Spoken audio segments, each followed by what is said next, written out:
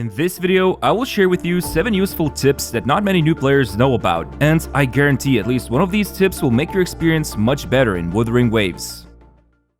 If you ever come across these ores out in the open world, just take your time to quickly mine them, especially if it's indigoite ore vein you can see here, or scattlethorn material. Both of these ores are going to be used for free 4-star weapons that you can craft. To do this, you need to go at this location here called, well, weapon crafting. And as you can see here, you can craft a 4-star weapon for each class. So you can get a 4-star rectifier, pistols, broadblade, gauntlets, and sword. Now, are these weapons cracked? Well, at the early game, they are pretty much the best thing you can get your hands on if you get unlucky with the gacha system, since they do provide a really good base attack compared to a 3-star weapon, and even some of these weapon passive effects are pretty good. Keep in mind, in order to actually craft these weapons, you will also need this standard weapon mold, which will drop from a weekly boss, and there are currently 2, Bellborn Geoshalon and Scar. So just pick the one whose ascension materials you can utilize for your characters, and then you can do them up to 3 times per week, and there's a chance you can get this standard weapon mold from them. Now, one thing to keep in mind, you can use map markers to remind yourself where you mine the ores, since I believe they refresh every day after the server resets, but to save yourself some sanity and to speed up the process of gathering these ores, you can use an interactive map on your browser. For example, I am using wuthering.gg/map, I'll leave a link in the description, and you can easily check out all the known locations for these ores to get the 4-star weapon as soon as possible. Also, there's one cool bonus tip at the end of the video I will show you. 7 tips just sounded better for the title, so make sure to watch this video till the end. Now, this next tip is pretty crucial. Collect everything. I mean it. If you're one of those pack rats who hoards every material you can get your hands on, now is the time to shine for you, because you'll get rewarded with Astrites and other useful materials you can help level up your account and progress. What I mean by this is that there are 2 places that aren't so clear about rewards, but definitely offer them, and it's the synthesizer and cooking station. When you're in their menu, you see this place right here that says synthesis level for a synthesizer and chef level for cooking. Well, if you click this button, you will get to see a preview of rewards and proficiency score. You raise proficiency by simply just crafting or cooking the various things in these places, and once you level up proficiency, you get the rewards. Pretty easy to get some free astrites and materials. On top of that, if you visit this relic merchant, you can submit Sonen's caskets you found all over the world. These caskets are basically Genshin equivalent to Oculus, and this place is extremely important for those of you who decided to play Rover the main character, because some of the rewards will provide crucial materials such as Mysterious Code that's used to ascend Rover's level, and even wave bands that can be used to obtain new powers via the Resonance Chain system, also known as Constellations from Genshin. Finally, you can also visit Pioneer Association at this location, where you can receive a ton of rewards for each percentage of the map areas you complete. So again, out in the open world, just collect everything and do all the puzzles and chests that you come across for tons of rewards.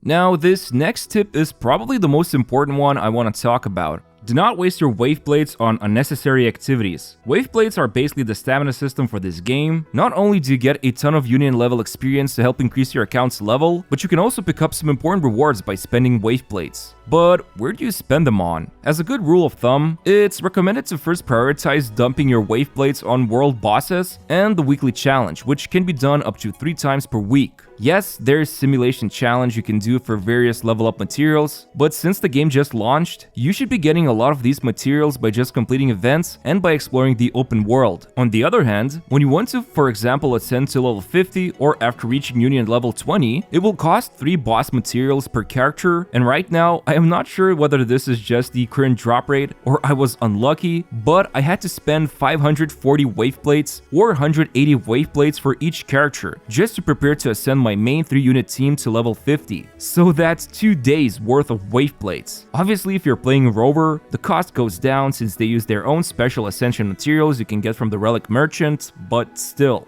I would only recommend spending your wave blades on simulation training if you don't need the world boss materials, and from the looks of it, we will need tons of it. For example, if nothing has changed since CBT2, you need 46 boss materials in total to fully ascend the character. So in other words, lots of wave blades you'll need to spend. And later on, you will also unlock these tacit fields, which can grant tuners and echoes as a reward. The current recommendation would be to wait until you reach Data Bank 15, which will then allow you to farm highest rank echoes.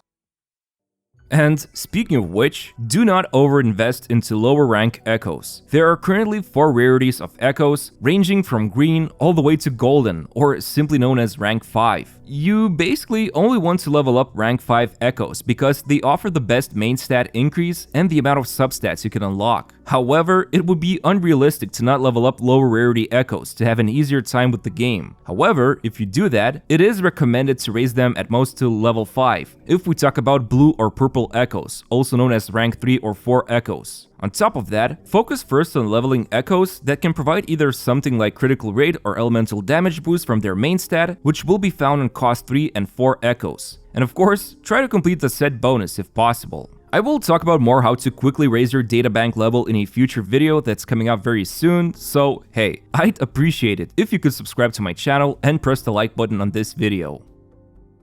Now, continuing on with the trend of resource assignment, I highly recommend to first focus on raising one main DPS character you like to play with. That means assigning best echoes, giving that 4-star or 5-star weapon, and prioritizing wave blades to be spent on them is basically a good way to have that one damage dealer that can quickly take care of any monsters in the open world to save your time when farming or exploring. And as I said before, you definitely want to use at least a 4-star weapon instead of a 3-star one because it provides a much better base attack that will scale with your main character's damage quite well. Basically, we are in the early game right now, and it's no different than from most gacha games where having at least one strong unit on your team can help with progressing the game.